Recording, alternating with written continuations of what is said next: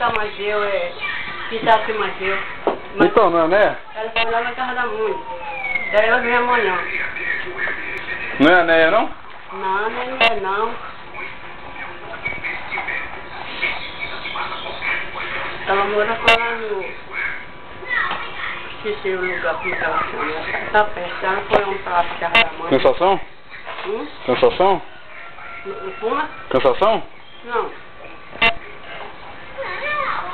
Ela vem amanhã.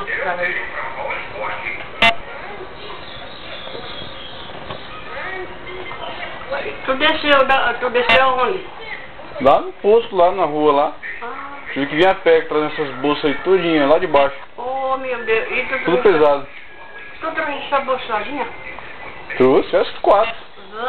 Meu Deus do céu. Não, mas tinha um cara que ele mora aqui perto também, ele tava esperando o carro, aí o carro não veio, ele falou que ia até ali não tá pra ver se os caras estavam lá e eu pedi pra ele ajudar e ele trouxe. Ah.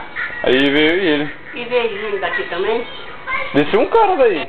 Um cara e uma mulher. Como é que chama? Não conheço não. A mulher e o homem, né? É daqui? Acho que é do Mongu, hein? Ah.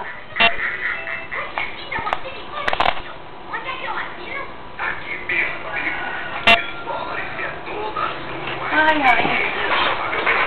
Ainda vou minhas pernas doendo, eu com sempre lavando a minha. Tá andando, né?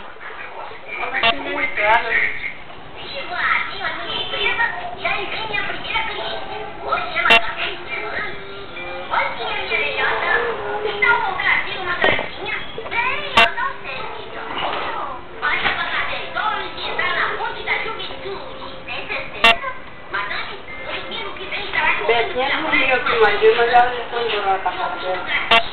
Eu vi ela aí no... Quando tava chegando, ela tava passando ali, eu vi ela. Tu viu? Vi. Ah, e ela te viu? Viu? Ela me deu benção e tudo. Eu queria pedir de benção pra ela.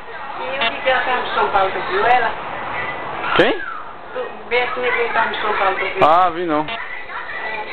Ele ligou lá em casa, mas não fui lá não.